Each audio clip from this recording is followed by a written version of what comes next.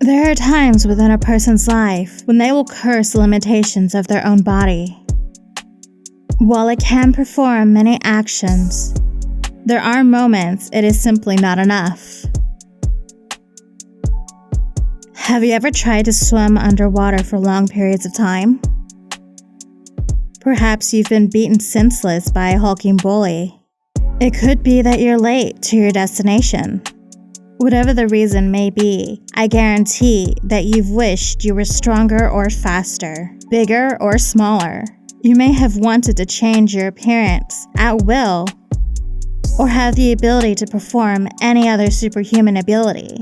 Humans have relied on progression of technology in order for them to lift extremely heavy stuff or arrive to their destination hurriedly and the like.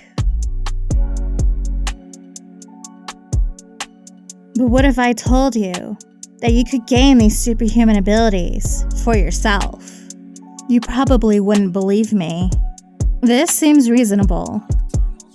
As a matter of fact, I would doubt your sanity if you did believe me.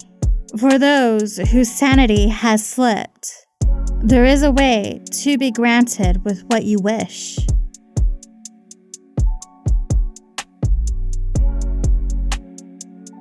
The ritual to do so is not particularly difficult. No, the hard part comes afterwards. And those who have gone through the ritual have never lived their life the same way ever again.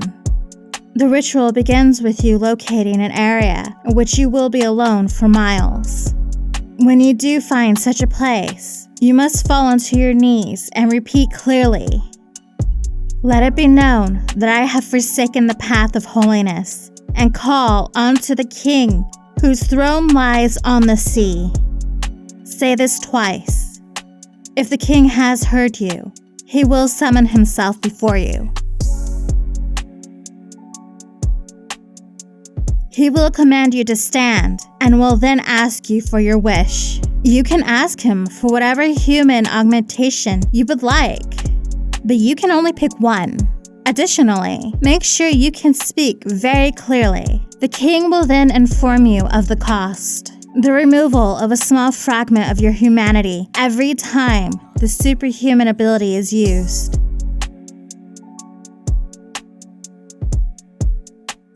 He will then extend his hand. This is an extremely critical point in the ritual. The extension of the hand is his offering of a handshake. Now, you can decide to withdraw from the deal, in which case he will inflict a large cut on your hand. The king does not like those who waste his time. Alternatively, you can accept the deal, in which case you are to shake his hand.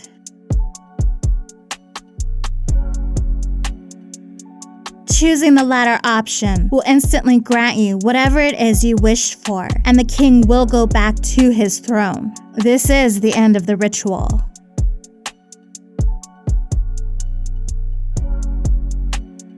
As mentioned before, at any point you activate your ability, you will lose a small fragment of your humanity. The smart ones tend to be very economical with their power usage as a result.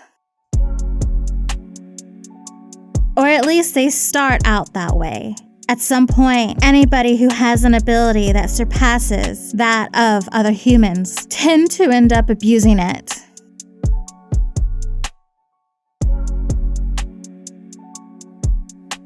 Even though it's through tiny fragmentations, the humanity withers away inevitably. There will be a time when the person with the power subtly but surely morphs into a creature that represents their ability and their personality. But the person with the power will not notice this, for they have fallen deep within the recesses of their own foul nature. All those people will know is how to use their power for their advantage.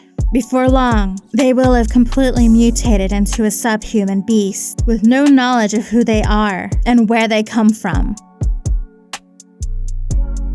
They will be slaves to their own power. The first ever case of this deal with the king occurred with a man who grew jealous of his brother's strength. These brothers were great-grandsons of the man humans refer to as Adam. Furthermore, it is passed down through several books that Adam met the king, who tricked him into eating a forbidden fruit.